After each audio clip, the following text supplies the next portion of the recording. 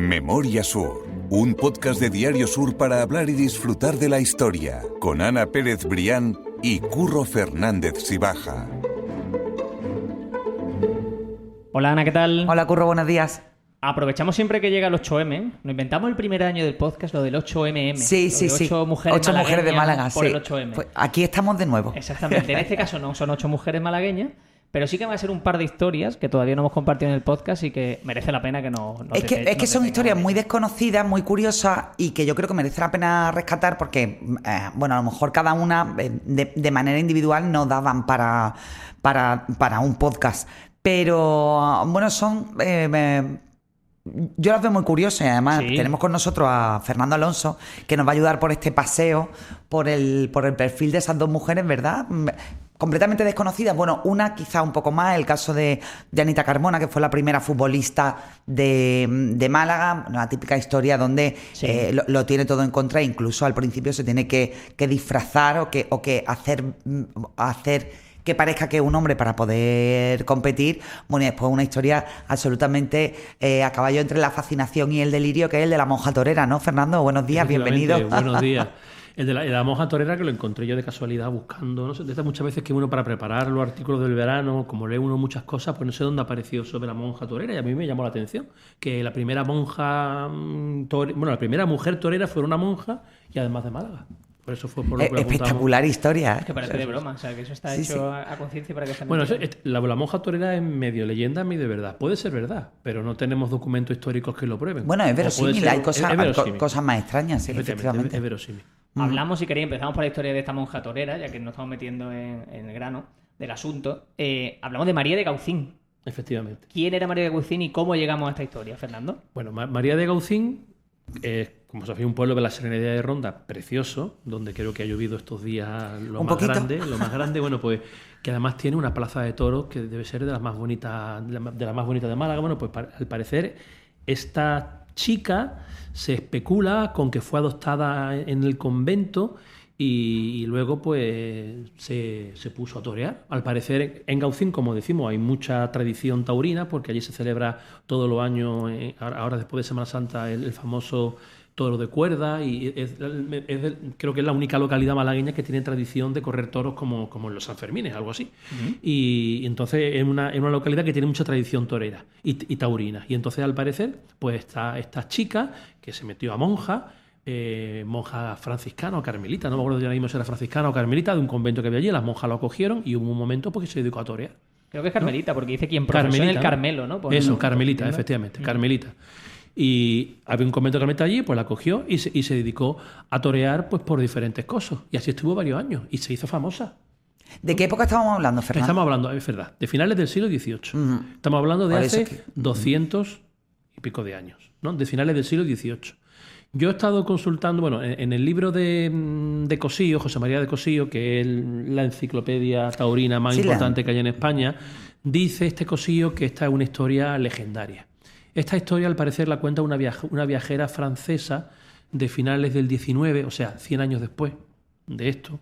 Y esta viajera era una viajera pues muy adelantada a su época, que iba a países musulmanes vestida de hombre a finales del siglo XIX, cuando las mujeres no entraban. Primero que las mujeres no viajaban. Y que las mujeres no viajaban solas, era algo absolutamente excepcional. Iba vestida de hombre, o sea que era una mujer como muy adelantada, que le gustaba reivindicar mujeres con mucho poderío, como Isabel la Católica y todo eso. Bueno, pues entonces ella fue quien recogió esta historia, que como ella pasó por aquí, pudo haber escuchado y entonces la recogió. Pero claro, José María de Cosío dice que esto puede ser una leyenda y realmente es que no tenemos más pero yo creo también que el hecho que esté recogida su historia, o al menos la huella de que pudo ser en el Cosío, que no recoge cualquier cosa, creo que también es importante, ¿no? Es relevante.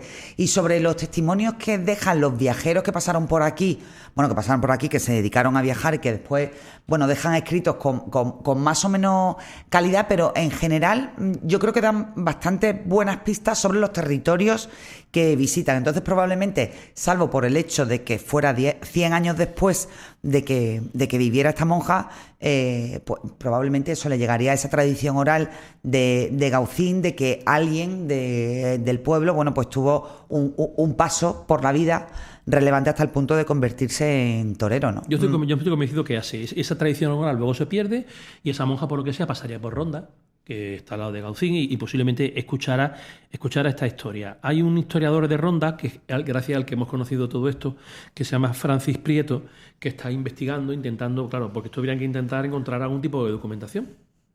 Entonces, claro, realmente no sabemos ni cómo se llamaba, María de Gaucín. Pero averigua tú si sí, María de Gaucín sería eso, el se llamaba realmente María. o no se llamaba María María. Ángeles, o era efectivamente, Luisa, ¿no? Pero quizás se me ocurre a mí que en este convento carmelita de Gaucín, que yo no sé si seguirá existiendo, pues si igual había un archivo, pues se puede investigar a finales del siglo XVIII, porque igual todo esto pudo dejar o en la Plaza de Toros, la partida de bautismo, si claro, existe en el censo. Pero claro, María de Gaucín es como decir cuando uno busca yo tengo un amigo que pajar. se llama Pepe. Entonces, claro, pero igual en estos archivos carmelitas, el caso es que todavía no tenemos una constancia escrita, pero bueno, por lo menos la primera mujer torera que hubo en España fue de Málaga. A mí por eso es significativo. Lo que me llama la atención de la historia es que no dejó los hábitos para hacerse torera, ni luego entró en el convento después de ser torera. No, fue como un paréntesis. O sea, dejó el convento, por lo según cuenta esta historia, esta leyenda, digamos, dejó el convento para luego volver a entrar, y dice que fue recibida además pues con cierta... Con honores. Con honores, exactamente, con honores. Sí, por la puerta grande del convento. En el siglo Salió XVIII, de una puerta grande y entró por otra. Un torero era como un futbolista hoy en día. Es como un futbolista o como una persona o como un, yo qué sé, un youtuber. Es una persona muy conocida entonces en su época. Pues sí, no deja de ser. A mí me parece muy curiosa esta historia. Y luego también tenemos en Málaga a la primera futbolista. Que es verdad que esta historia sí es más conocida. Sí, es más conocida. Y se ha publicado varias veces, empezó a ser conocida hace no tanto. Hace como 4 o 5 años, de repente alguien encuentra el cabo por el que tirar de la historia de Anita Carmona, y ya lo hemos publicado en prensa, se han publicado varias biografías, y yo creo que ahora se estaba rodando un documental sobre la historia que no deja de ser también curiosa, ¿no? O sea, yo creo que todo lo que represente la ruptura del techo de cristal de la mujer, y que sobre todo en una época determinada tuviera que disfrazarse o esconderse para poder hacer lo que quería, ¿no? Pues mira, precisamente yo ayer estamos grabando este podcast un miércoles. Ayer tuve la charla de la Malagueta, que también la dediqué al 8M, os lo he comentado antes, y bueno, recorría la historia de 3 mujeres muy diferentes, de Elena León, de la Marenga, de las 3 hemos hablado aquí, ¿no? De Beatriz de Bobadilla, marquesa de Moya, y de Pepita Durán, la vaya. Y al final alguien me preguntaba, dice, bueno, un poco yo comentaba, digo, bueno, el motivo de tenerlas aquí reunidas es que en muchas de las ocasiones, y fue en este caso, igual que en otras grandes mujeres, estoy pensando ahora en mis 2 favoritas, que no hace falta que las diga, Trinidad Grun y Amalia Heredia, es que la mayoría de ellas hicieron lo que hicieron sin pedir permiso. Es decir, tampoco con altavoces, intentando ser discretas, pero eso, pues sí, sin pedir permiso para incorporarse al ámbito de esa vida que se les tenía casi prohibida, porque se esperaba otra cosa de ellas, ¿no? Sí, pero es que la mujer ha avanzado mucho en los últimos años. Los que tenemos ya algunos años sabemos, yo se lo cuento mucho a mis alumnos, si vieran cómo era simplemente la mujer en los años 80, en los años 90, ¿no? Es que ha evolucionado muchísimo. En la época de mi madre, las mujeres podían ser o secretarias, o enfermeras, o maestras. No había más posibilidades. Olvídate tú de una mujer que quisiera ser policía. Eso no se podía barajar esas posibilidades. O qué sé, o una mujer que fuera, conductora de autobuses. Eso no existía. O sea, era impensable, ¿no? Entonces, sí que es cierto que ahora las mujeres de la generación que ahora tienen esos 70, 80, 90 años, es una generación completamente diferente ya a la nuestra, que es que no te tienen ni siquiera que plantear si es una profesión más de hombres o más de mujeres. Sí. Leemos en Selectividad el cuarto de atrás de Carmen Batingaite. Estamos visto que las mujeres se pusieran pantalones, que las mujeres fumaran, que las mujeres condujeran, cosas que hoy nos parecen absurdas. En el caso de Anita Carmona, tú cuentas en el artículo que los médicos le no solo a ella, sino a todas las mujeres desaconsejaban que las mujeres practicasen cualquier deporte y fútbol en este caso. Que es algo absurdo, que estamos hablando de algo de hace 100 años, porque vemos que Anita Carmona nació en 1908. Es que 100 años antes de ayer. Claro, desaconsejar una práctica deportiva. O sea, ya no te digo ni de otros temas de desigualdad, sino desaconsejar una práctica deportiva. Decían que era malo para la salud. Exacto, ¿no? Eso tiene ningún tipo de sentido. Como muchas veces le decían a algunos chicos que masturbarse te dejaba ciego. Sí, te dejaba ciego. Y cosas así. Y eso lo decían para asustar, para meter Sí, hombre, miedo, claro, totalmente. No había ningún tipo de prueba médica.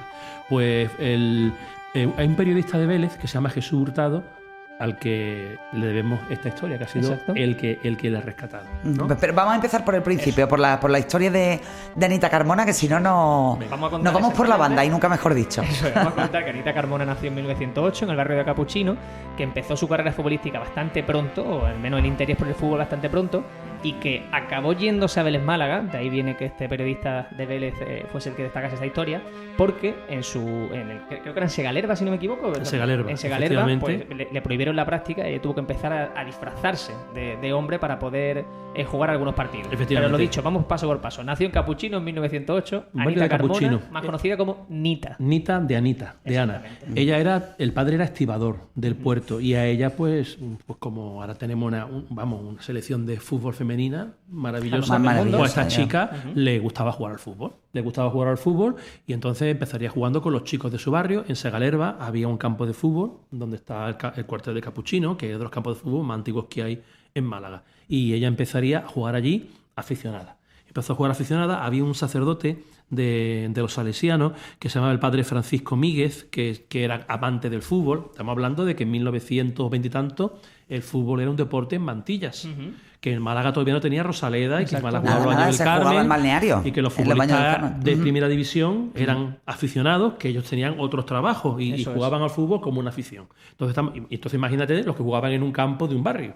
Entonces eso era... Y una mujer encima. Y una mujer. O sea, es decir, el último eslabón de la cadena. Y una mujer. Bueno, pues este padre Francisco Míguez fue al parecer el que creó el Sporting de Málaga, que fue uno de estos equipos de fútbol que acabó luego integrado en el Malacitano y el Malagueño, y luego el Club Deportivo Málaga, de estos campos de fútbol. Y entonces, pues, ¿qué pasa? Que ponían a Anita a jugar lo típico. Cuando faltaba alguien, pues venga, sale Anita. Primero salen los chicos, si falta alguien, pues va saliendo.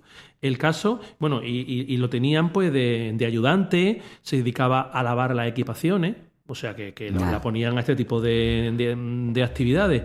Y el caso es que alguna vez, cuando faltaba alguien, pues jugaba al fútbol, y entonces el público al parecer protestaba y tuvieron que detenerla 2 veces por escándalo público, ¿no? Incluso llegaron a apostar en la puerta del campo a policías para que no entrara y vigilar que no jugara. Por eso tuvo que irse a jugar a Vélez Málaga.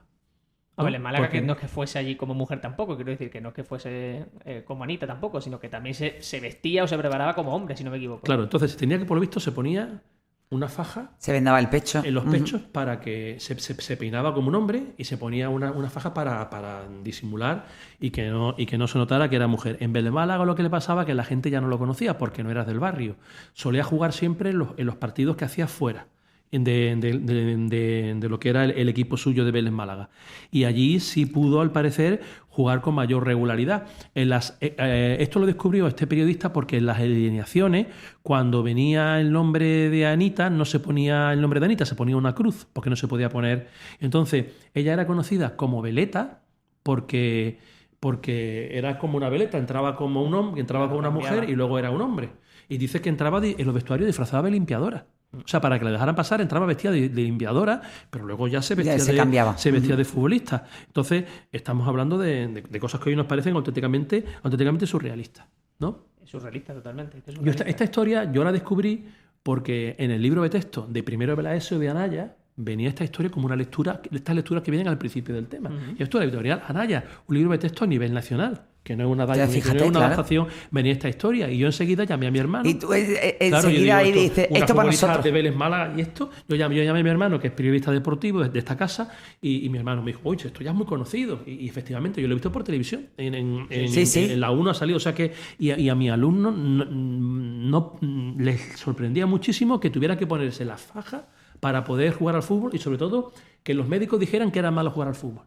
Pero ¿cómo va a ser malo jugar al fútbol? Para ir cerrando la historia de Anita Carmona, Hablamos antes de que había un periodista en Vélez Málaga, que fue el que dio con esta historia a través de esas alineaciones en las que faltaba un futbolista, que en el caso de Nita, que no había marcado su nombre. Pero cuéntanos exactamente cómo tiró del hilo este periodista, Fernando. Claro, realmente este periodista, que fue el que descubrió la historia, gracias al que, como dice Ana, lleva circulando varios años. Bueno, pues él estaba escribiendo, al parecer, Jesús Hurtado estaba escribiendo la historia del equipo de fútbol de Vélez Málaga. Y entonces, claro, él veía la cruz y no entendía qué quería decir esta cruz, y había un futbolista que se llamaba Veleta, nada más que venía el nombre Veleta, y no sabía quién era esta persona. Entonces empezó a preguntar a futbolistas mayores de allí de Vélez Málaga y personas mayores quién era este Veleta. Y claro, ellos al principio no querían decir nada. Entonces empezó a decir a ver si era un homosexual o a ver si era un refugiado de guerra, alguien acaba de terminar, no sé, estaba hablando alguien de raro, ¿no? No sé, algo de qué podía pasar. Y ya después de mucho insistirle, claro, en el fondo era un pacto de caballería, era un tema del que no se hablaba, ¿no? Y efectivamente ya fue el que le confirmó que era una mujer, que tenía que disfrazarse de hombre y tenía que no podía poner su nombre Anita, y entonces pues ponía Veleta y gracias a eso podía realmente jugar, ¿no? O sea que la historia es completamente cierta. Sí, y es una que no es la legendaria como la anterior, es una historia completamente cierta. No es el caso de la monja torera, no, Anita Carmona, por supuesto. Y que sepamos, no ha habido ninguna mujer que haya jugado en un equipo masculino de manera profesional. No. En España, y es malagueña también. Esta sí es malagueña, esta no es de Caucín. Esta es malagueña, aunque jugó en Málaga y en Vélez Málaga. Exacto. ¿No? Estoy viendo una fotografía que tienes publicada tú aquí en el artículo. Dices que Anita Carmona, vestida de hombre, por supuesto, es la quinta por la izquierda. Yo invito a la gente a que se meta en las notas del podcast donde siempre enseñamos el artículo relacionado con este tema y hay fotografías. Y es que es su nombre. O sea, claro. Sí, no se distingue porque... Es irreconocible. El corte de pelo, todo. Un hombre. O sea que una historia súper curiosa, que de hecho acabó muy pronto, su vida quiero decir, porque falleció apenas con 32 años, hablamos de 1940, y también acabó pronto su vida la del padre Míguez, que en este caso fue fusilado en 1936. O sea que fue un destino fatal para soldados, sacerdotes que fusilaron en la guerra. Sí. Y luego Anita Carmona murió con 32 años, dice que la enterraron con la camiseta de su propio equipo de fútbol. Y murió de la famosa epidemia de tifus que hubo en 1940 y pocos, 41, 42, 40, en la que murió Fernando Guerrero Estracha, Rosado, el último de la saga, que se murió con 30 muy poco, con 30 y tantos años. Muy pocos años, ¿no? Unos 34 años tendría. Y ella murió con 32, o sea que fue una epidemia tremenda, que igual terminó la guerra civil, una epidemia de tifus, y ella murió pues de esa epidemia de tifus. ¿No? Fue otra de las víctimas más. Fue una epidemia devastadora en Málaga. Así es. Y eso es... estamos hablando de los años 40. Principio es de que los 40. Todavía ni siquiera hace 100 años. Exactamente, que esa historia sí que es de ayer, de verdad. Sí. Así pues merecía la pena. Claro, porque pensamos que... Tú imagínate que esta Anita Carmona Carmona no hubiera muerto de tifus. Claro, tenía 32 años, hubiera seguido jugando al fútbol años 40, años 50. Ahí sí que era más difícil todavía. Bueno, ya habría fallecido, ¿eh? Pero quizás tengo la intuición de que se hubiera convertido, bueno, pues en una promotora del deporte femenino, ¿no? Y sobre todo entre las filas del fútbol, igual que han abierto camino otras pioneras, bueno, pues en el tenis, en el maratón, en las maratones, en todo ese tipo de cosas, ¿no? Pero probablemente, bueno, pues se hubiera convertido en una activista para que otras chicas pues siguieran su camino y no tuvieran que disfrazarse de hombres, sino que pudieran, bueno, pues ejercer libremente esa afición o esa profesión o lo que ellas quisieran, ¿no? Eso es una vida truncada con 30 años. Una pena. Totalmente. Una pena, sí. Merecía la pena que nos detuviésemos, como digo, en estas dos historias, porque son curiosas, son bastante chulas y que merecen el recuerdo, por supuesto. Sí, por lo menos son... Yo muchas historias las catalogo como las muy interesantes, las muy profundas históricamente, y después las historias que te sirven pues para después el típico chascarrillo tomando un café o tomando... Oye, pues tú sabes que pues, hoy las dos historias son como el regalito para decir, ostras, pues tú sabes que había una mujer futbolista o una monja torera que nacieron en Málaga, pues sí, son historias pequeñitas. Las primeras son historias pequeñitas, pero grano a grano, bueno, pues todo ese tipo de vidas, todo ese tipo de testimonios y de luchas más o menos grandes nos han traído hasta aquí. Totalmente. Así que, como todo suma, desde aquí nuestro pequeño gran homenaje a esas dos mujeres de la historia y, por supuesto, felicidades a todas nuestras oyentes. Eso es. Y que no quiero despedir el podcast sin recordar a Víctor, que sabemos que siempre vamos alternando Víctor-Fernando, pero ellos son, por supuesto, muy amigos, y Fernando quería recomendar. Sí, porque Víctor presenta su último libro, lo presenta el lunes, ¿Puedes creer que El lunes día 9. El lunes día 9. 9 de marzo. Creo que a las 7 de la tarde. Sí, seguro. Tú lo ves a las 7 de la Sí. tarde en la sala María Cristina que está en la Plaza de San Francisco. Es un libro precioso. Bueno, yo el libro digo que es precioso, pero no lo he visto, pero estoy convencido que es precioso. Si está visto detrás será precioso y además bien trabajado y bien documentado. Pues efectivamente. Entonces, el libro trata sobre los azulejos del Quijote que hay en el Instituto Gaona. Víctor estudió en el Instituto Gaona, hizo su tesina y sus primeras investigaciones sobre el Instituto Gaona, publicó el libro del Instituto Gaona. Y entonces, en la primera planta del Instituto Gaona hay unos azulejos sevillanos del Quijote que pensábamos que eran de los años 20, luego se ha visto que era posterior, del año 36, que es la colección más completa que hay en toda España, Sí. y en el mundo, claro, lógicamente, porque también lo hay fuera de España, de estos azulejos sevillanos del Quijote que cuentan los 8 primeros del capítulo del Quijote, lo van contando secuencia a secuencia. Yo estuve un año dando clase en Gaona y era una delicia en los cambios de clase y tal, te parabas y veías la historieta de los molinos de viento o la historieta de cuando queman la biblioteca de Don Quijote contada con estos azulejos. Estos azulejos llegaron justo en el año 36 para ser montados en Gaona. Bueno, y entonces Víctor, junto con otro profesor del Instituto Gaona que se llama Rafael Maldonado, que ha sido profesor de Gaona, se ha jubilado hace poco tiempo, de historia, muchísimo tiempo, profesor de historia, han escrito 2 libros que ha pagado y que ha editado la Fundación Unicaja. Y se presenta el lunes y promete ser... Vamos, el libro va a ser... Yo le he visto la portada y la portada es una maravilla. Sí, una maravilla. muy Y el lunes estamos todos invitados a estar allí. Ajá. Pues ya sabes, lunes 9 de marzo, 7 de la tarde, en la sala María Cristina. Merecerá la pena, sí, efectivamente, en la sala de arriba, ¿no? Del Conservatorio María Cristina, que además ya la gente también que vaya, que aproveche y que vea el conservatorio, que es una auténtica maravilla. Sobre todo el hall de entrada, bueno, la sala también, la sala de conciertos es espectacular. Pero bueno, las presentaciones del libro normalmente se hacen en la planta de arriba, más recogidita, más pequeña y más adaptada a la presentación de un libro. Y yo particularmente, si puedo, me voy a escapar porque me apetece mucho ver cómo se escribe la historia pintada. Exacto. Sobre otro texto escrito que al final es la obra cumbre de nuestra literatura, ¿no? Pues merece la pena, la gente queda citada. Y Fernando, que muchas gracias por traer. Nada, muchas gracias como siempre. Es un placer, como siempre, Fernando, tenerte por aquí por Memoria Sur. Ahora que tenemos el Día Internacional de la Mujer, Eso es. el día 8. Mil gracias, Fernando, de verdad. Ana, nosotros nos escuchamos la semana que viene, que el siguiente podcast también está muy chulo y creo que es algo que vamos a también es empezar a tratar. otro tema de actualidad. Exactamente. Muchas gracias, Ana. A ti siempre, Curro. Memoria Sur es un podcast de Diario Sur. Escucha un nuevo episodio cada semana en iVoox, Spotify, Apple Podcasts y consulta las referencias de este episodio en diariosur.es.